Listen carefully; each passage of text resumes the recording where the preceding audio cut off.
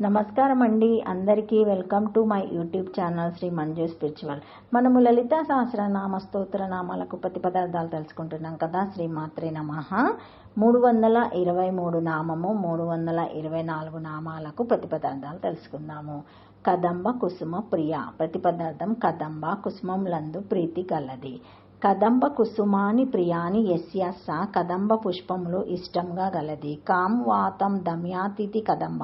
ఆమరము వాతమును ఉపశమింపచేయునది. అరుణవర్ణము గలది. కదంబ వృక్షాన్ని తెలుగులో కడిమి చెట్టు అంటారు. నిపవృక్షం సంస్కృతం. కదంబ వృక్షం మేఘగర్జనకు మొగ్గ తొడిగి ఎర్రని పూల గుత్తులు పూస్తుంది. పూలు మంచి వాసన కలిగి ఉంటాయి. వర్షాకాలంలో పూలు పూస్తాయి.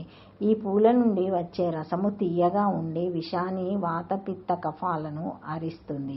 వీర్యవృద్ధిని కలిగిస్తుంది. శరీర తాపాన్ని పోగొట్టుతుంది.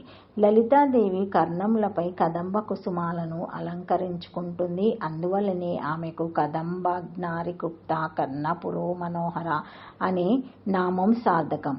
అమ్మవారు దివిని కారణాన్ని, భూమిని కార్యాన్ని సృష్టి ప్రక్రియ ద్వారా అనుసంధానం చేస్తుంది. ఆకాశము మేఘావృతమై ఉరుములు ఉరిమినప్పుడు కడిమి చెట్టు మొగ్గ తొడుగుతుంది. అంటే భువిని దివిని కలిపే వర్షధారలంటే కడిమి చెట్లకు ఇష్టమన్నమాట. అమ్మవారికి కడిమి చెట్లకు ఈ విధమైన లక్షణంలో సామ్యం ఉండబట్టే అమ్మవారికి కడిమి చెట్ల తోటలన్నా, కదంబ వనవాసిని కడిమి పూల గుత్తులన్నా, కదంబ మంజరి క్లుప్త కర్ణ పురోమనోహర కడిమి పువ్వులన్నా, కదంబ కుసుమ ప్రియ చాలా ఇష్టం. ఆమె ఎల్లవేళలా యందు కదంబ వనంలోనే ఉంటుంది. సుధాసింతోర్మహద్దాయే సురావిటాపి వాటి పరివృతే మణిద్వీపే నిపోవనవతిహే చింతామణి గృహే. సౌందర్యలహరి 7వ శ్లోకం మొదటి 2 పదాలు కదంబ పుష్పాల నుంచి వచ్చే మధువును ఆమె త్రాగుతుంది. ఓం కదంబ కుసుమ ప్రియాయ నమః. అష్టాక్షరి శ్రీమాత్రే నమః. 324 నామము కళ్యాణి. ప్రతి పదార్థం మంగళ స్వరూపిణి, శుభలక్షణము కలది. మంగళ స్వరూపాత్వాత్ కళ్యాణి. మంగళ స్వరూపురాలు కనుక కళ్యాణి అవుతుంది. దేవి పురాణంలో దేవి స్వరూపాలను గురించి చెప్పేటప్పుడు మలయ పర్వతం మందు పూజింపబడుతున్న మూర్తి కళ్యాణి అని వివరించారు. శబ్దాత్మిక వాణి కళ్యా తమే వనాతి శబ్దాయతే సా కళ్యాణి. శుభాత్మికమైన వాకుకు కాళ్య అని పేరు. అటు వాకులను అనాతి శబ్దించుచున్నది అంటే శుభప్రదములగు వాక్కులను పలుకున్నది. కళ్యాణి కళ్యాణమే స్వరూపంగా గలది. సర్వదా సకల కళ్యాణాలను సమకూర్చున్నది. కళ్యాణానంద స్వరూపిణి. కళ్యం సుఖం అన్యాతి ప్రపాయతిథి కళ్యాణం ఆమరము. సుఖమును పొందుచున్నది. వాక్కునందు గుణమునందు శుభలక్షణములందు సుఖమును కళ్యాణమును కలిగించుచున్నది. లక్ష్మీ స్వరూపము పరమేశ్వరి. కదంబ కుసుమ ప్రియ కాబట్టి కళ్యాణి అనబడుతుంది.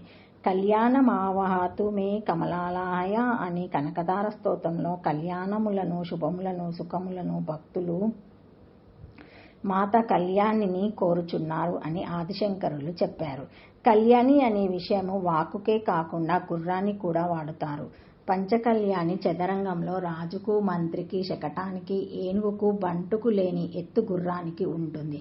మంత్రికి కూడా 4 వైపులకు పొగల ఎత్తులున్న గాని పైకి ఎగరగలిగే ఎత్తు లేదు. గుర్రానికి ఈ ఎత్తు ఉన్నది అంటే నలువైపులా ఉండే వారి గురించే కాకుండా పైవాడి గురించి కూడా ఇంగిత జ్ఞానం ఉన్నట్టు లెక్క.